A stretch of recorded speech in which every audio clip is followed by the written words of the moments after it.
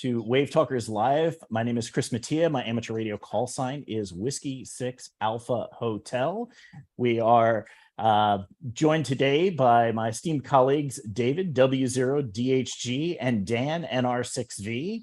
And on this episode of WaveTalkers Live, we're going to be talking about family emergency planning, the things that you need to think about and prepare for and work through as you are thinking about the most critical folks in your life. That would be your immediate family. So with that, we're going to start off today by going ahead and doing our standard Winlink check-in.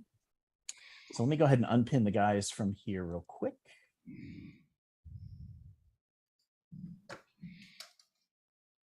And as always, we ask folks to send in a Winlink check-in. If you have access to Winlink, send it to all three of us, W0DHG, NR6V, W6AH, and our tactical call sign, WaveTalkers. Use the standard Winlink check-in form.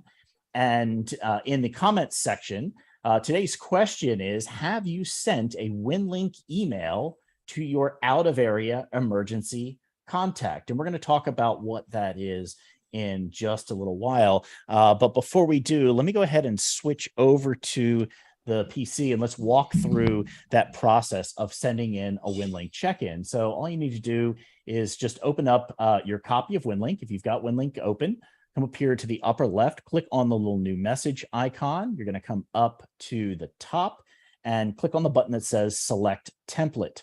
It's going to spring open a new template manager. Go ahead and click the plus sign next to the standard templates.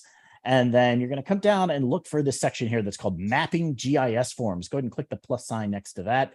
Down near the bottom of that listing, you may find the Winlink check-in.txt. Just go ahead and give that a double click. When you do, it's going to open up your web browser of choice. Now, if you are using a saved set of settings here and you're going to load your settings, make sure you click in this first field. Everybody should do this. Go ahead and click in that first field for date and time, and that'll set the current date and time. It'll update any saved settings you have. So go ahead and say, okay, this is going to be an exercise, and you want to select the band and mode that you're connecting to. I'm going to use just Telnet here. Here's where you add in all of our call signs, W0DHG, NR6V, W6AH, and WaveTalkers. You're going to put in your call sign here, your station contact name, the station call sign here.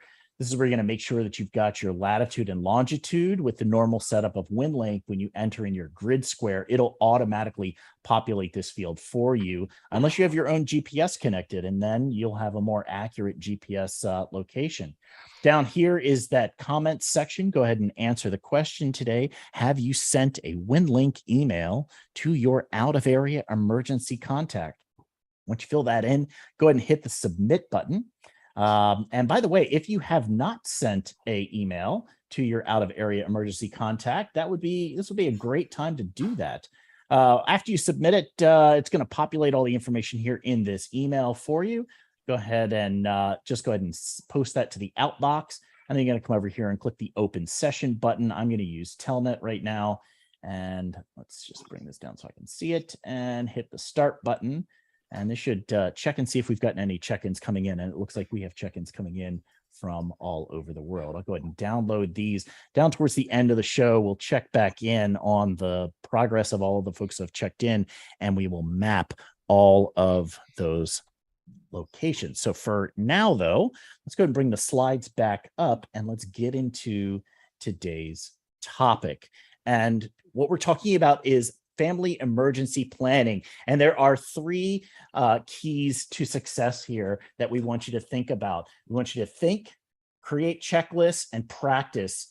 Practice. Go over these as many times as you need to. Go through the steps. So what we're going to try and do today is give you a framework for thinking about these, not necessarily an individual packing list, not necessarily an individual checklist of these are all of the things that you must do, because your situation is going to be different from ours. But what we want you to do is start thinking about the kinds of things that you need to do to help prepare your family in the case of a major emergency. And when I start thinking about this, the first place that always comes to mind is a typical airline. You get on a plane, and what's the first thing that they say? In the event of a emergency, masks are going to drop down from the overhead. Put your mask on first before you help anyone else in your party, because if you're not able to take care of yourself, then you're not going to be a whole lot of help to the other folks in your family. So, as a guiding principle, last week we talked about your personal emergency go bag, that personal evacuation kit. Roy sent a note after the show last week saying, hey, you guys didn't really talk about go bags. You talked about run bags, which is really what we were talking about here. It's probably a better descriptor of what we were talking about in the event where you have to evacuate or you've got to go right away. A fire's coming, there's been an earthquake, there's some kind of major disaster.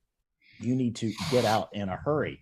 So what went into that go bag? Well, let's think through some of these items real quick. First was something to help you with your positive mental attitude, something that grounded you a little bit, gave you some sort of personal way to de-stress just a little bit. I included a deck of cards with that, but the way that your family may address that might be different, but some object or something that gives you that touch point. Your medical devices, first aid, medications, and so forth. These are key things that you're going to want to have in your kit. All of your personal items, be it personal toiletries or clothing, for instance, shoes and socks, long pants, the types of things that you really want to have. And these are things you're going to want to have for each different person in your family. We talked about the documents that you would want to have both physically in the physical form as well as in the cloud so that you could access them in the event that not everything made it out. Talked about the devices that you may want to consider having. The primary device that all of us are really going to use in most situations is more than likely going to be our cell phone. So ensure that you have things like the cables that you need, the power, the ability to charge them, really key components. Personal communication devices. If the cell towers are down, you're going to need some sort of radio communication. If we start thinking about this in terms of the family, that may not be necessarily ham radio. It might be something like FRS and GMRS. We're going to touch on that in a little while today as well. You may want some basic tools that you need, whatever those tools happen to be, for the types of situations that you're likely to find yourself in. Next would be water for everyone, including yourself in your family, as well as some basic food needs for some amount of time. So this general packing list is pretty much the same that you're going to need for all of the different roles within your family. All of this is the kinds of things that is going to go into each member of your family's emergency go kit. Now, who are the family members that we're thinking of? Well, we're primarily thinking of the four kind of groups of them. First would be children, kids and children. Next would be other adults that you have within your family. Next would be seniors or folks with disabilities that are in the family. And then finally, your pets. This is kind of a general overview as to where we're at. And to start this off, what we really want to kind of do is we want to dive into the thought of kids first. And with that, I want to turn this over to David, W0DHG. And let me bring him up to screen, and he's going to talk about that because I don't have kids, but he does. Yeah, I'm actually going to talk about kind of all four of those layers, but the kids are definitely an important part. Perfect. It's really critical. And one of the things that we practice in our household is beyond the grab bag and whatever you want to call it. You know, I think I'm calling it wake up, something's wrong bag. That's the thing I'm going to grab. But as far as our family's concerned, you know, I have 3 children. 2 of them don't live here, are more than 6-hour drive away. If there's a disaster in the state of California, now we're all in the state, but it may affect each of us differently. In addition to that, we have pets, and I have senior parents that live with us as well. So I have to think about all of the different aspects, where people are, what may have happened, and how do you deal with it. For a long time, we have practiced the out-of-state contact, and we try to regularly contact them. I'm a little bit better about doing that than the rest of the family, but they all know who it is and how to get a hold of them. And one of the important things about adding Winlink to the toolkit is making sure that they're there, they've been added. You send them a note because that will add them to the allow list such that their mails aren't filtered out. But you also want to reach out to them while you're practicing this good practice of sending them a note with the status on, what's happened, how you are, where to meet people, how to get in touch with you, so that they understand it's coming, what it looks like. It's not going to be a normal email that they're going to expect from you, the regular, Gmail or Yahoo Mail or whatever other mail it is that you use, so that they're used to it, that they know what's coming and they know what to do with that message when it arrives.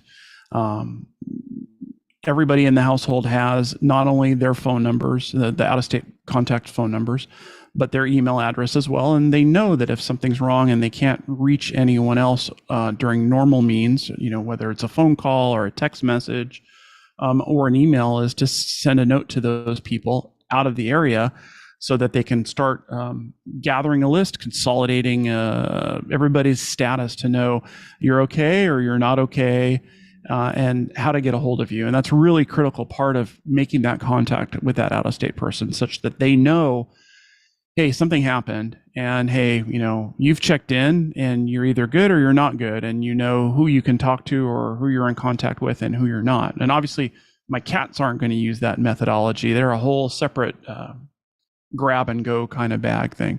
But that out-of-state contact's really important. And I try to exercise that method of contact every year, twice a year, when I change the batteries in the smoke detectors. We talked about checking your fire extinguishers. I do that on that day.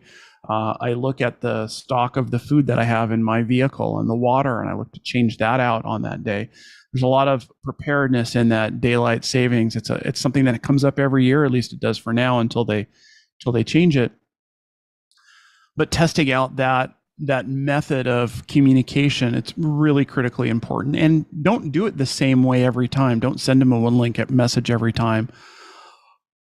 Maybe make a phone call sometimes. Maybe sometimes you'll want to send them it during your regular email service, just so that they know that, hey, it may not come in just from this address. It may come in different ways. I don't know about you, but I don't answer my phone at home if I don't see a name that I recognize or a phone number that I recognize, whether it's my home phone, and sometimes I don't even do it on my cell phone, but I know the area code of my out-of-state contact, and I will answer numbers that I don't have listed in there, because who knows, my out-of-state, and they may be calling me from somebody else's phone or from their location to reach out to us to let us know, hey, I can't get to you on the regular means and mode that I would use, but here's an alternate number to be able to reach you. And it is really important because we're not all under one roof. I may be 40 miles away at my office when a disaster hits on the days I go to the office. My wife travels internationally when she goes to work. She may not even be in the country when something happens. And having that out-of-state contact person, it's really key and critical, just for everyone's, peace of mind. I know I can send a note and they'll get it, and hopefully they'll be ready to receive messages from everybody else. So I think as far as that part of the communication, it's something to really consider. It's something to know. And it's an address that I have in my wallet printed on a piece of paper. It's not just in my cell phone. It's actually physically printed somewhere, because we know these devices, they get lost, they die. So you want to have a hard copy of something. And I also think you want to think about those other people in the house. So we talked about our grab and go bag, or our go kit, or whatever you want to call that bag we talked about last week. Probably some of the other members of your household don't have them, and it's probably something to sit down and talk to them about, or even help them put together the basics of that kind of bag, something that they can have so that they have some clean clothes, and they maybe have a toothbrush, and they have some medication that they may need, or other critical items that are important to them, as well as some comfort items, as Chris pointed out, a deck of cards, or a stuffed animal, or a picture of our cats. So I think those are really critical, important things to be thinking about. And not only for my kids, but for my parents as well. They're here and they're here all the time, and so it's another layer that I have to think about in a disaster. How do we get in touch with them? How do we move them out? How do we make sure that they're safe and protected? So I think that's it for that, Chris. I think we should talk about some other angles. Sure. So that gives a start of a sense as to where we're going with this. Now let's dive in a little bit deeper into a couple of other areas. And the next one would be preparing for your pets, and what do you need to think about. The first thing that always comes to mind, I have a dog, as that is to learn how to communicate with your pet, learn how to engage with them. This is a fantastic book. You can find it on Amazon. It's called On Talking Terms with Dogs, Calming Signals. And it's a really quick read. It's only about 100 pages or so, but it helps you identify ways of making a connection with your dog. Cats, I don't have cats, so I'm not really too sure there as to how to help you with that one. But learning how to work through and communicate with them in a language that they're able to understand, because in the event that you've got to get out, you need to be able to take your pets with you as well. So as you start working with your pets, start thinking about the adaptable skills that you can teach them that would be beneficial if you had to evacuate and in an emergency. So what do I mean by adaptable skills? Well, in the cover picture for today's episode, there's a picture of Phoebe. This is my dog. She's actually a service dog. I've mentioned several times I have asthma, and she has traveled a lot with me, to the tune of about 35,000 air miles, and she's been to about 19 different states. So some of the things with learning to travel with a dog, with a service dog in particular, that I've had to pick up is how to communicate, how to make that initial establishment of communication, and teach some of these adaptable skills.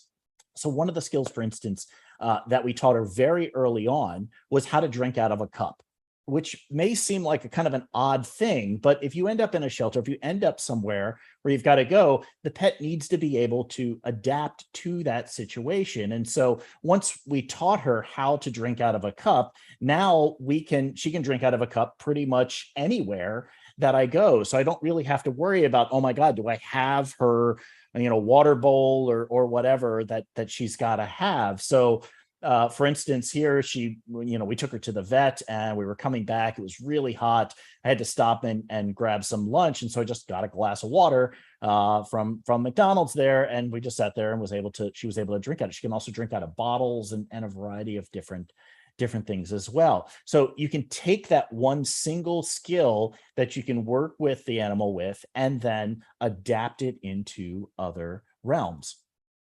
You need to start to think about understanding what your pet's unique needs are. And in the case where you've got to evacuate with them, how are you going to support them in different ways? So for instance, once again with Phoebe, we got a bed for her, and that is a safe place for her. It's a very comfortable place. She knows kind of this is her bed, this is her place to be able to go. So when I started having to travel with her all the time, I needed a way for her to get comfortable with being in the vehicle with me all the time. So this is how she pretty much is when she's suited up all the time. The harness that she has is a seatbelt harness. So that has a little clip that we can clip directly into the seatbelt for her.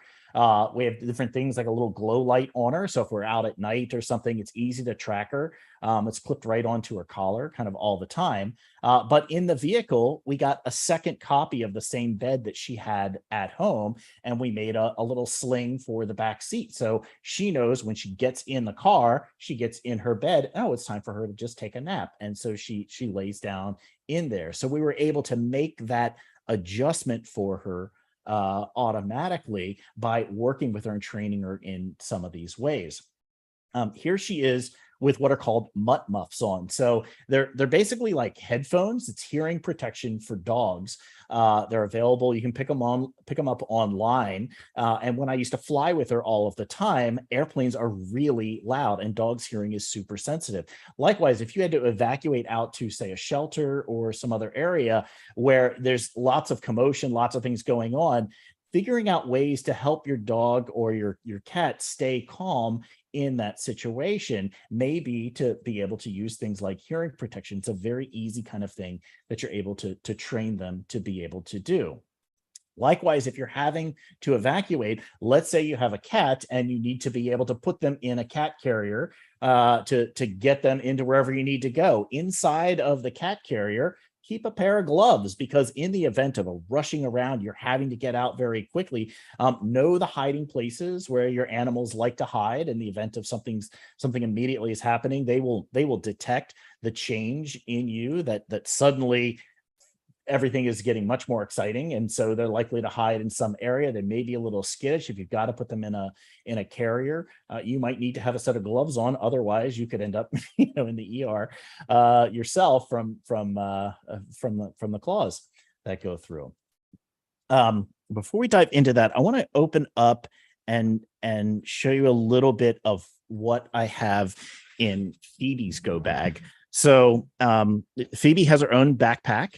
And so this, if we did need to go somewhere, I've got it packed a little light right now, but normally she would have a lot more food and things in here. But I want to go through a couple of the items that are in here so you can get a sense as to how this translates. So, in the event that we've got to evacuate out, right here at the top, this is actually a pee pad. And then this is a little sponge. You just get it wet and it swells up. And so you're able to, if you needed to clean something up, you would be able to do that.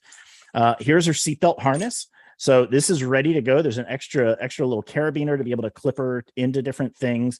This slides over her, and then it's got an attachment point, which literally just attaches into a standard car seatbelt, and we're able to attach her in. Now, this is instead of having her in a crate inside of the vehicle, but that may be something that you need to do. Being a service animal, she was constantly in and out of the vehicle, so that's how we handled that. These are the mutt muffs. And it's just a pair of headphones, essentially. When we would fly, oftentimes people would ask what she was listening to. I would usually say the Baja Men Who Let the Dogs Out, or tell them she preferred the Beatles over the Rolling Stones, or something like that. It was a lot of fun. But these do a really good job of reducing the sound for them. They're basically hearing protection for dogs. Also in here, I keep an extra couple sets of the poop bags, because you're going to need those. And let's see, let's go over to the other side. Just a couple of items in here. Now, when I travel with her food, I set up her meals so that each meal is in its own Ziploc bag. And so I'll have a whole bunch of these, because if you need to, you can just simply take and open the Ziploc bag, fold it back, and there's the dog bowl ready to go for her to be able to eat. And then afterwards, you also have an additional bag if you need it. Other like comfort things for her. So if you think about that other list, one of the things that I got here is her nail clippers to be able to make sure that to be able to keep her comfortable. To keep her comfortable, also, I have one of her favorite toys.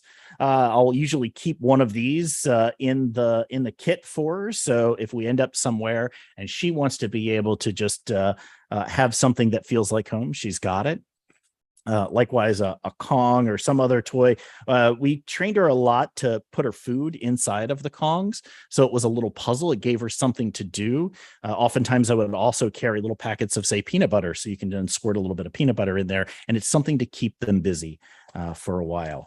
If you end up in a situation where they've got to be around a lot of other animals, I keep a bandana in here and I'm able to tie it around her neck.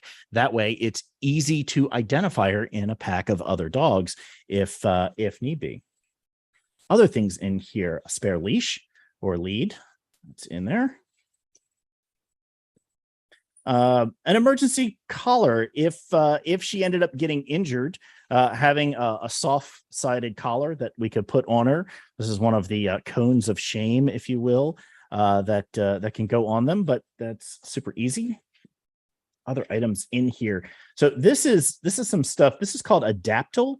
This is something we learned about pretty early on. She was a rescue initially, and so what this is a maternal hormone that it's a little plug-in, kind of like the little Glade plug-ins. You just put it in here, plug it into a wall outlet, and it releases a pheromone that the dogs pick up, and it helps calm them down. It's a really nice thing. You can pick these up. I think you can get them up on Amazon. I don't believe you need a prescription for them, but they're excellent. They work really well. You just plug it in near them, and it'll help keep them calm a little bit.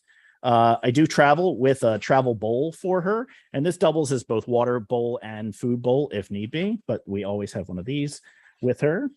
A little chew toy of some kind to help her de-stress, and then a brush, because if you have to evacuate, you end up in an area somewhere where you're going to have to be around a lot of other people. Making sure that your dog is able to be presentable. If it's been raining or something, they might have knots or something. You can work on cleaning those up. And what else do we have? Oh, just up here in the top would be an Advantix. So this is for flea and tick if we ended up needing to go somewhere, and if it had been too long since she had treatment, we've got that available to her. And then we also have her medications if there are any meds that she needs. So all of that, and it all goes inside of her little carrier, her little backpack, and so that can go right on her. And so when we travel, she'll oftentimes wear this to carry all of her own gear with her as she needs to.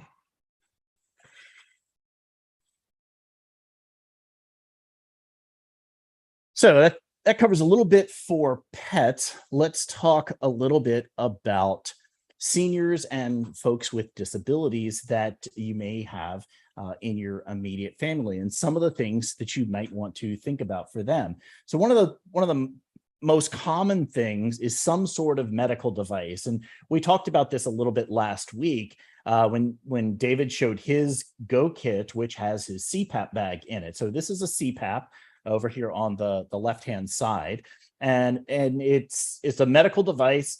Underneath, it's a little hard to see, but the original bag that it came in, the travel bag, sits directly underneath of it, so that the CPAP can easily go into that other bag if we need to evacuate quickly.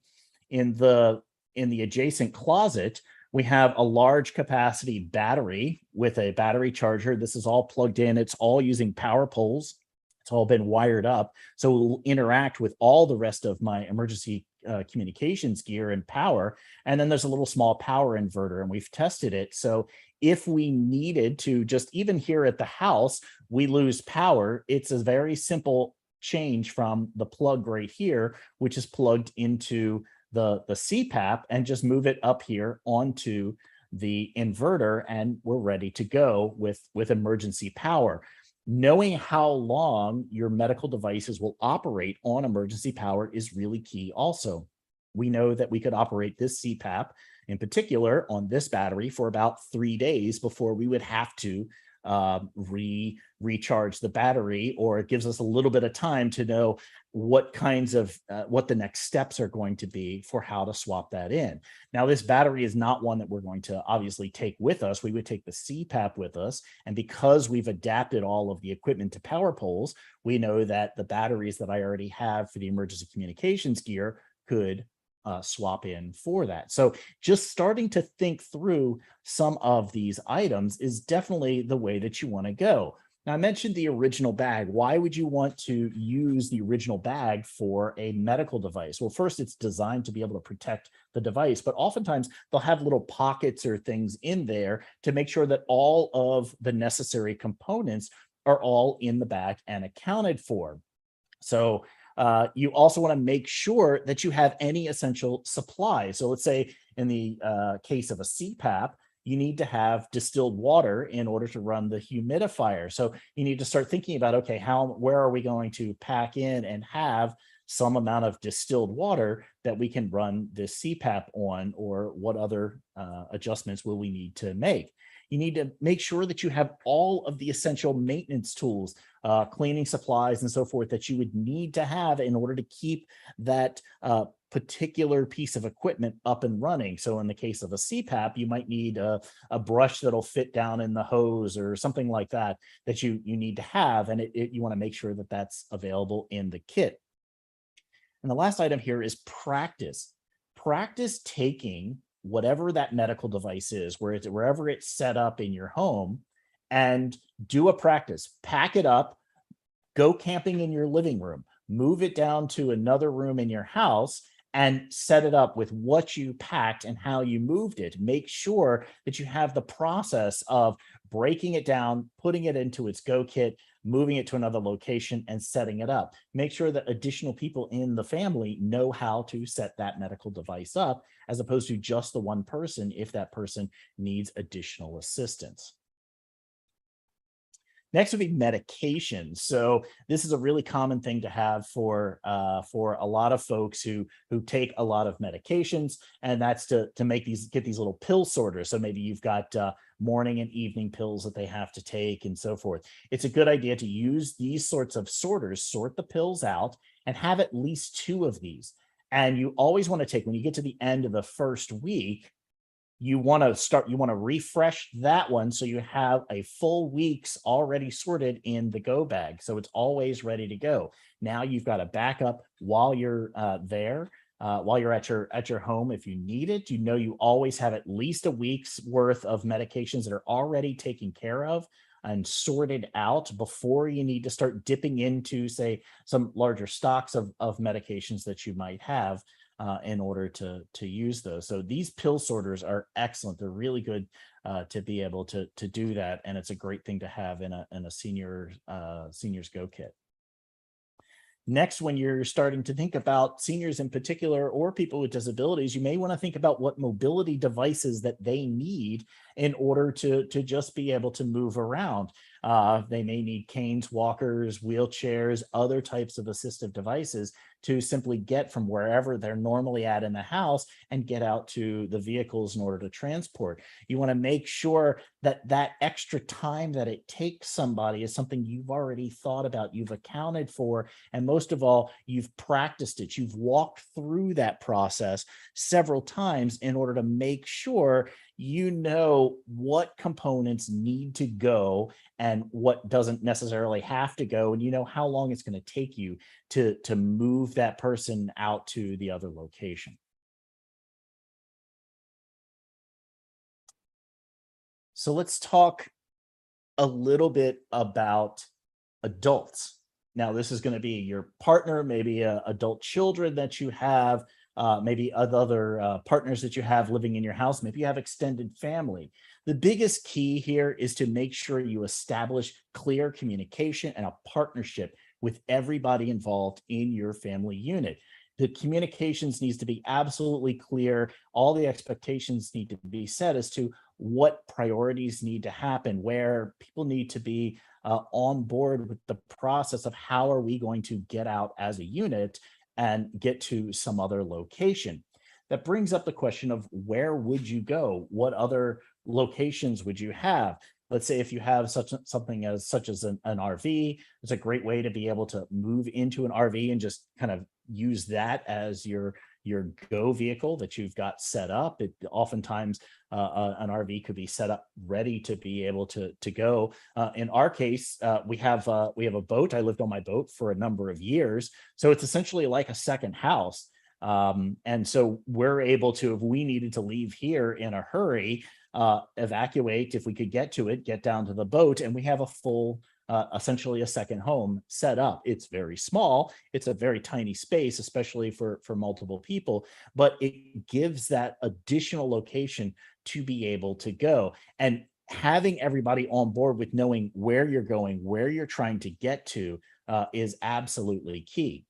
You don't want to have just one place that you're like, okay, I'm going to go to the boat, because in my case, several of us all have breathing issues. And so if it's a large fire in the area, if the wind is blowing a particular area, we're heading out of the direction of where the smoke is, not necessarily in a particular direction for where we're trying to get to. So that may shift around. You may want to have a couple of places where you have already mapped out where your family is planning to evacuate to.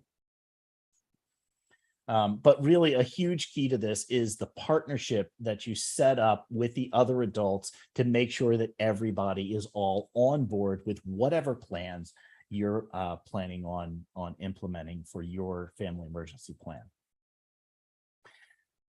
Another thing to consider, and this is both with with all of the groups within your family is establishing digital access. Now, what do I mean by establishing digital access? So in our home, a couple of us are working professionals that have a lot of materials are all in the digital world. So we will oftentimes, in order to make sure if something were to happen to be, we have an account on my computers for my wife. So she could log in to that account and she could use that account to then unlock and get access to whatever I needed, whatever she needed to access of my information. Likewise, I have an account on her machine that in the event of something went wrong, I would be able to log into her computer and get access to critical files that would need to be in there.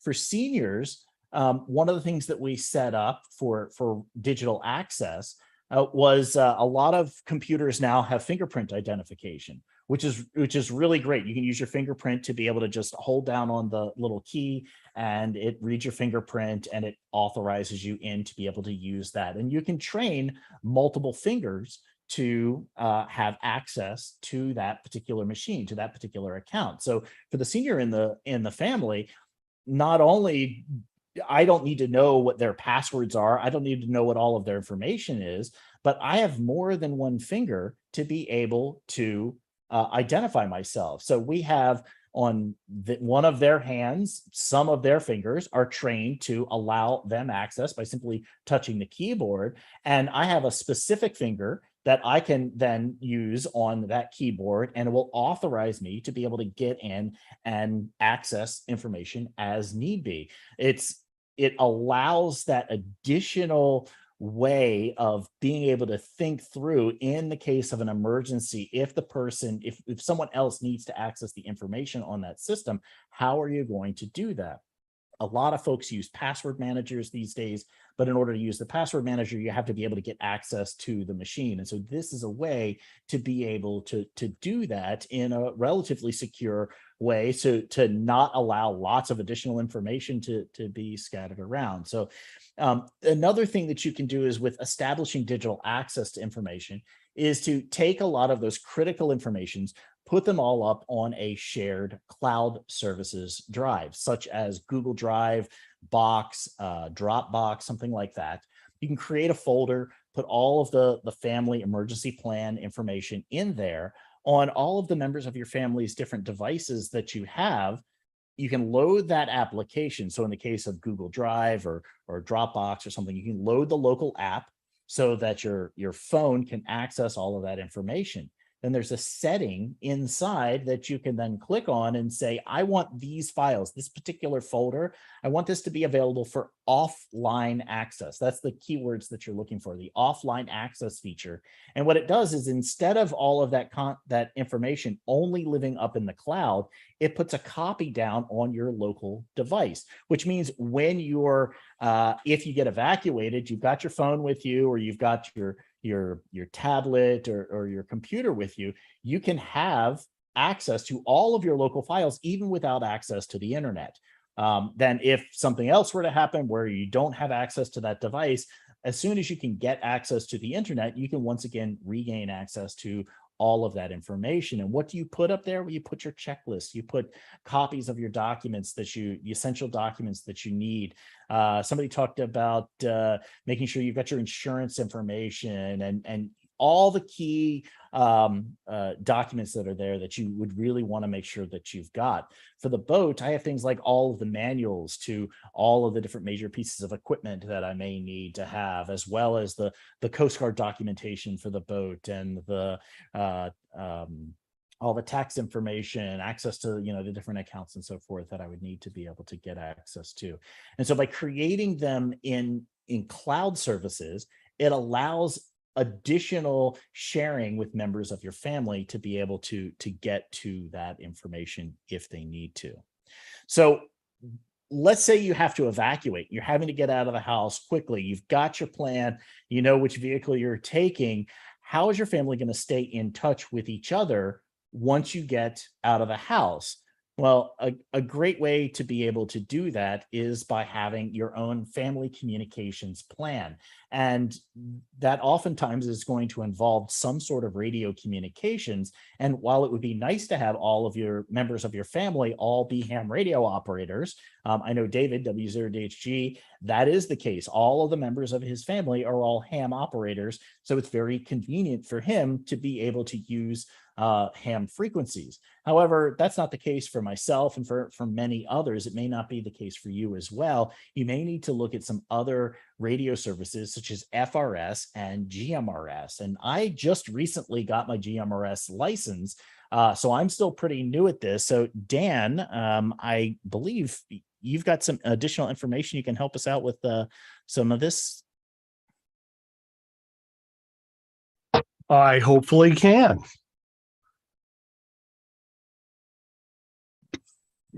All right. So, as Chris said, communications is key because the odds are that everybody's going to be in one place when disaster strikes are pretty limited. So, how do you do communications? Well, if the stuff is working, cell phones is probably the best way to do it because pretty much everybody has a cell phone these days. We're all used to using them. So we go with that. But there are some issues with that. First of all, battery charging. Got to be prepared to do that. And with a lot of phones, you don't even get through a whole day. So that's going to be an issue pretty quickly, especially if disaster strikes at the end of the day, I may not have much battery left unless I've had time to charge during the day. The other question is, are the cell towers operating? The reality is that up until a few years ago, the cell phone towers didn't have battery backup. Now, many of them do, but it's only maybe 4 to 6 hours.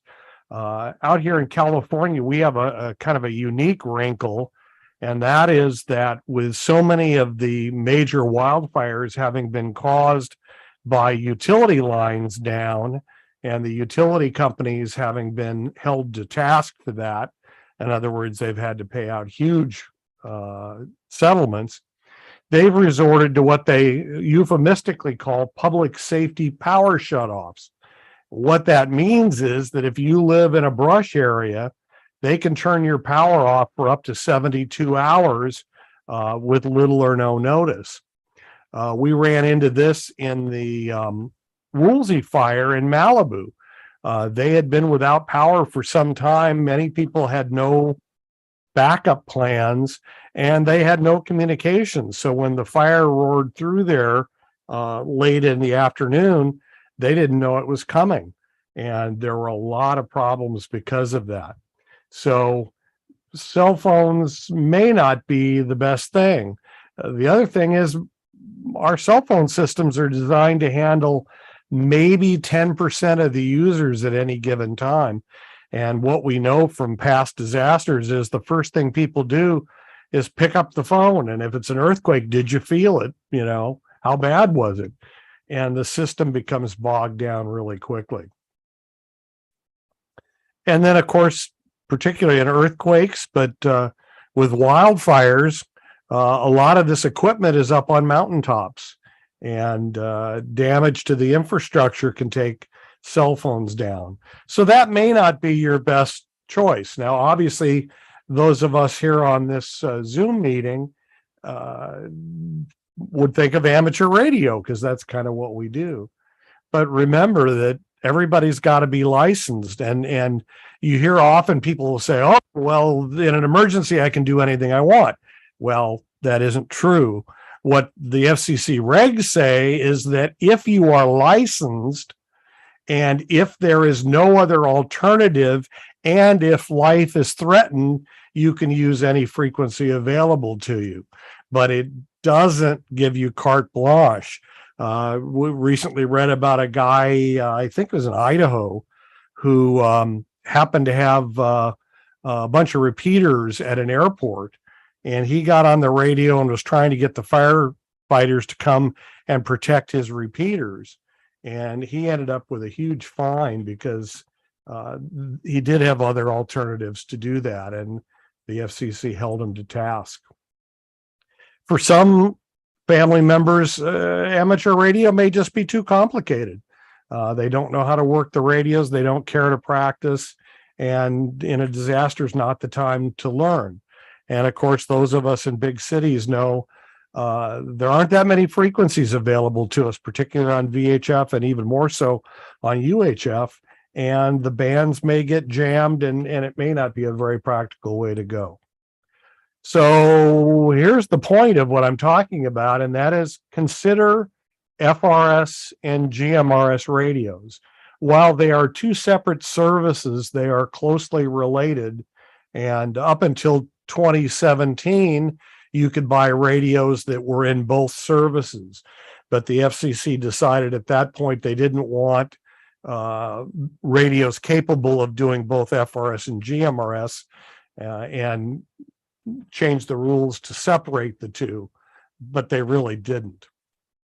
FRS in general, FRS is really neat because you don't need a license, which means anybody in your family can operate an FRS radio without a license. They just need to understand how to turn the radio on and select a channel.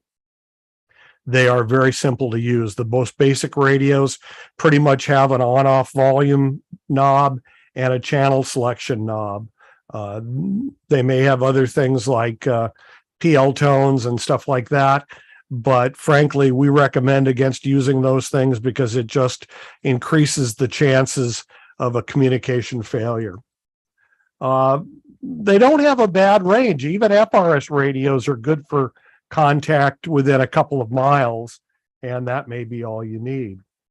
One of the things when the FCC did the split of these two services was they changed the rules so that all 22 basic channels are shared between FRS and GMRS users, which means that unlicensed people can talk to licensed people on any of the 22 basic channels.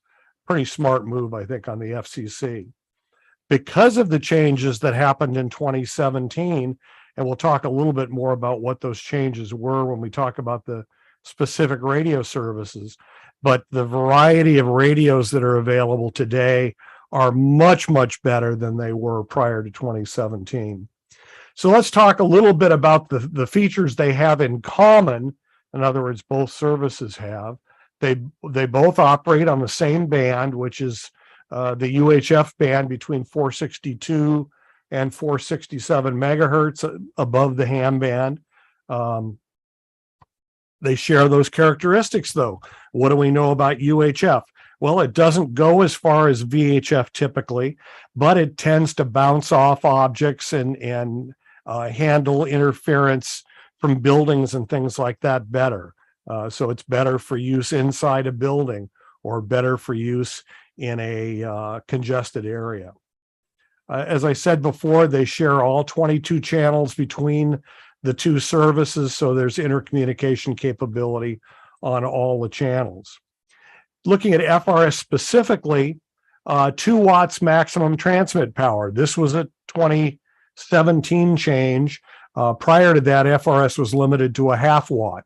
So now go to 2 watts, but I've got that asterisk in there because it does vary by channel. There are still channels 8 through 14, which are limited to a half watt, and that is because those channels are crammed in between 2 existing channels, and they want to avoid any chance of bleed over. They're required to have a fixed antenna. In other words, you can't take the antenna off and put a higher gain antenna on there. In general, the FCC allows more capability in radios that the users are better trained.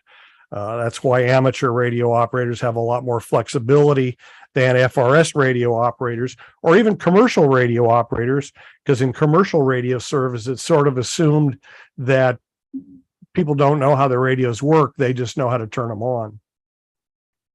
Again, 22 shared channels, simplex only, though, on FRS. No repeaters are required. And again, no license required. So anybody who you can teach how to turn the radio on and select a channel is allowed to use them. Now, they're still responsible for not violating FCC rules, but that's pretty broad in that. And again, very simple operation. Most of the radios on-off volume and channel change. GMRS, to contrast, has capability of 50 watts of maximum transmit power. 5 watts on handheld, 50 watts on mobile and base. And again, that differs by channel. You are allowed to use a gain antenna or an outdoor antenna. And with the 2017 rules, the prior height regulations for GMRS antennas went away. So you can do anything that's permissible by your local authority, or if you're not too close to an airport. 22 simplex channels, but they add for GMRS 8 repeater channels. And there's no repeater coordination, so anybody who has the hardware and can find a pair without interfering is allowed to operate a repeater. A lot of people, like farmers, will have a repeater for their family farm. And again, you can communicate with FRS users who are unlicensed because the channels are shared. The licensing for GMRS is what's called a family license. One license includes all of your immediate family members. And this is how the definition, or the FCC defines your family. It's pretty broad. So again, the licensee is responsible for what these relatives do. So you really want to make sure that they understand that it isn't carte blanche out there, but they can operate. So ideal for kind of a family emergency communications setup. No test. You pay $35 for 10-year license and you're good to go. GMRS does allow business use, but remember that family licensing, that doesn't include employees who are not related to you. So to use GMRS for a business, everybody would have to have their own license. So here's a little bit about, there's tons of equipment out there now, which is really, really good. You can go with something simple like these Motorola Blister Pack radios. These are about $30 a pair, $35 a pair. Again, very basic, on-off volume, 22 channels. They do allow you to do privacy tones or PL tones, CTCSS tones. If you want to do that, we recommend against that for emergencies, because again, that's just another wrinkle that could cause you issues. Here's the good old Baofang radios. They do have a type accepted GMRS radio. They're about $50 a pair, and these will do repeaters. So the FCC has these type accepted radios pretty locked down in terms of being able to program other things into them, but they will do the 22 basic channels plus 8 repeater channels. And at $50 a pair, not a bad way to go. Here's an example of a mobile or base radio. This happens to be what I have. It's a very popular radio. Midland really kind of pioneered going beyond the blister pack radios, and they came out with this 40-watt mobile. They now have a couple of models above this that operate full 50 watts. Pretty pricey. This radio sells for about $250, and it's a good solid radio. Again, it comes pre-programmed for the 22 channels plus the 8 repeater channels, and you can add tones. If you're going into a repeater that requires a tone, you can do that. A pretty solid radio. I had a conversation, I was at an event where the Midland sales manager happened to be sitting next to me, and during downtimes we talked quite a bit. And I happened to mention to him that I had the radio and that it looked very much like a TYT Chinese mobile that I had. And he said that, yes, they are built in the same factory, but he says the difference is we engineer the radio and we have an engineer in the factory that monitors the production process to make sure that they're built the way we want them built. So pretty good radio. I do a Sunday morning FRS GMRS net here in the San Fernando Valley. And I use this radio every week. It's been really terrific. But there are others out there. BTEC has a number of GMRS radios that are type accepted. Wouxun, WOUXUN, makes some very good GMRS radios that are out there as well. So I think that's a good choice. There are other choices. Didn't mention MERS. That's another choice out there in the VHF band. Those are 5-channel radios. Really simple because most of those have literally channel change and on-off volume controls. Not as popular though, and seem to be a lot more business use on MERS. So you might find some conflict on the channels there. So I think FRS and GMRS, we're seeing tons of people, as Chris said, he just got his GMRS license. I think the when they changed the rules in 2017, they dropped the price from $70 to $35 for a license, and they doubled the term of the license. And I think that's caused a lot of people to go out and get the radios because they perform much like a UHF hand or a UHF amateur radio does, but the licensing doesn't require any testing, and it's a good performing radio. We do this net. I get check-ins from all over the San Fernando Valley, and we have a couple of regulars who have either this Midland or something similar with outdoor antennas, and we're able to cover the valley completely. And through use of relays, we can pick up folks with the little blister pack radios up to folks with good high power radios with good antennas. So that's my presentation. We'll send it back to Chris. Thanks, Dan. So as you start thinking about these GMRS radios, Dan, what would be the kind of the suggestion?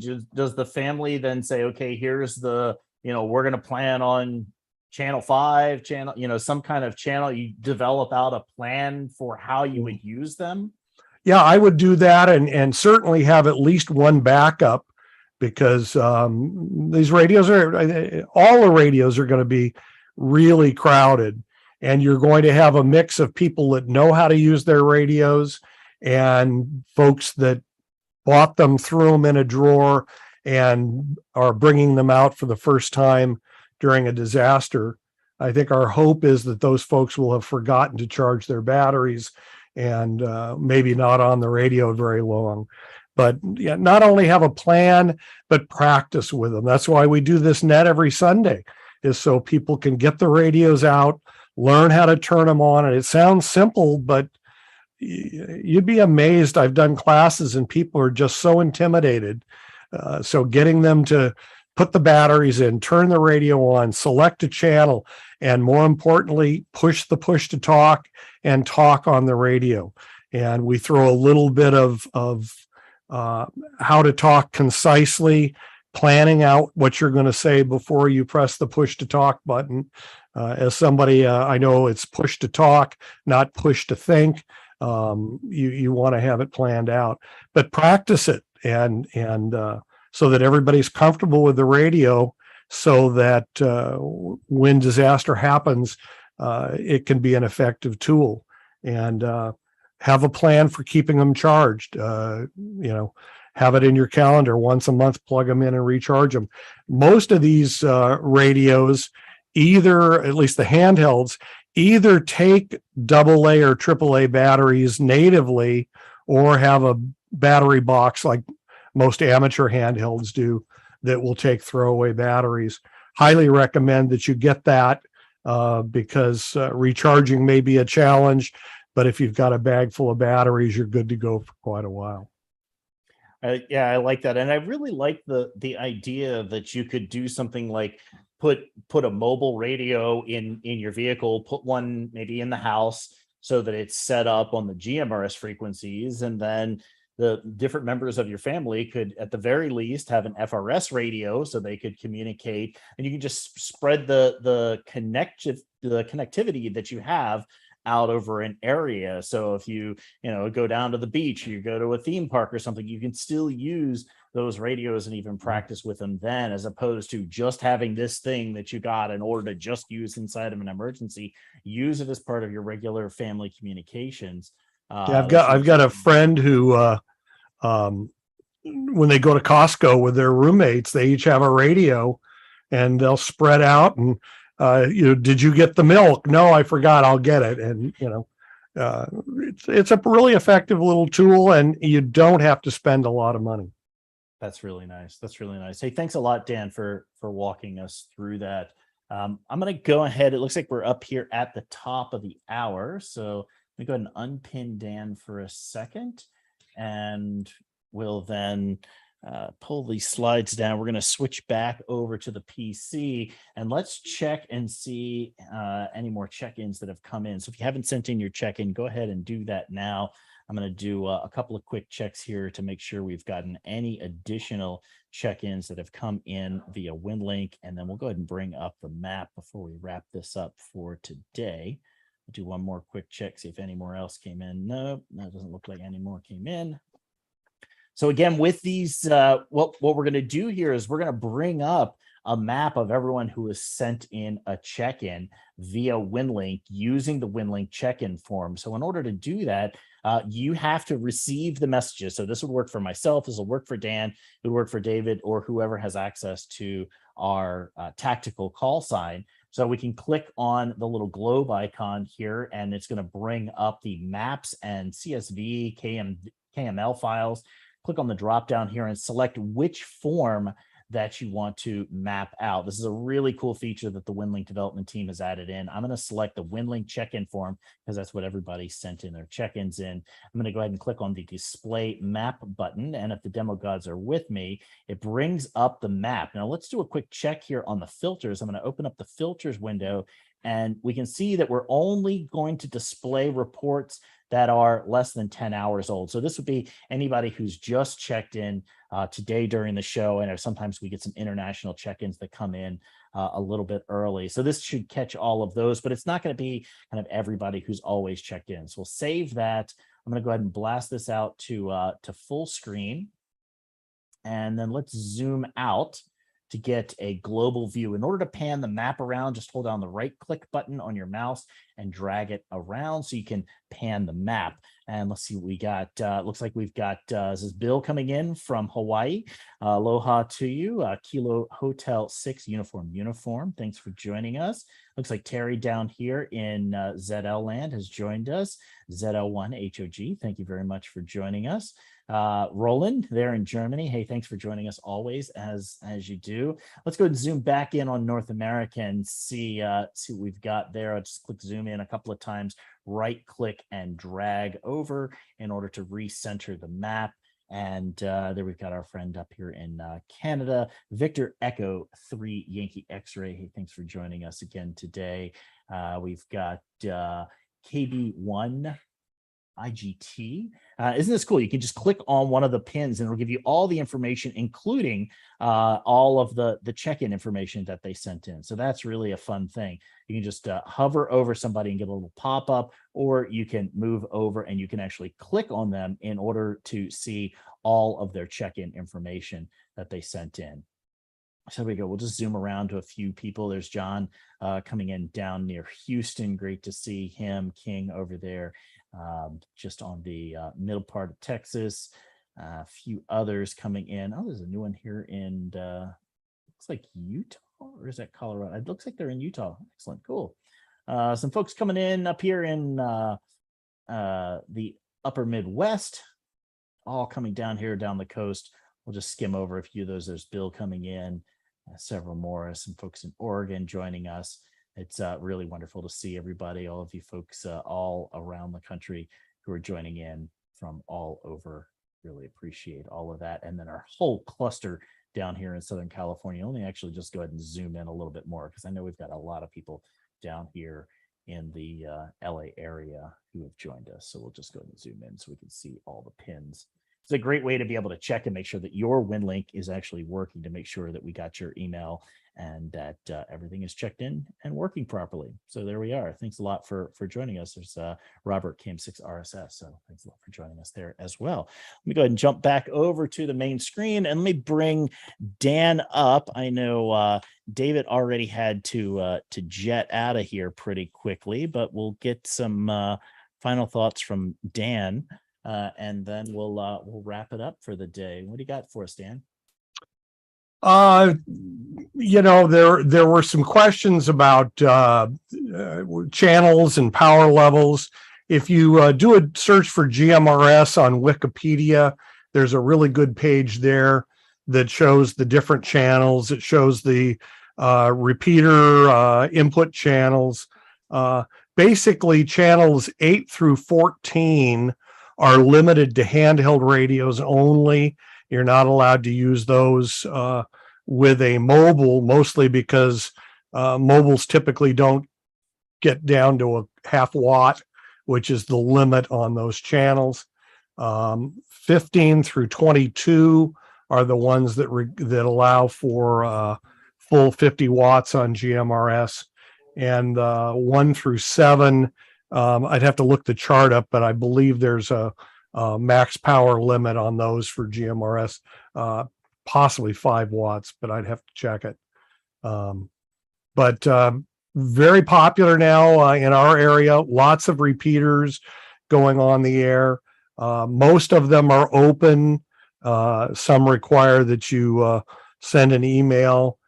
Just like on the ham bands, there's a lot of nonsense that goes on, and the responsible repeater owners are trying to control that.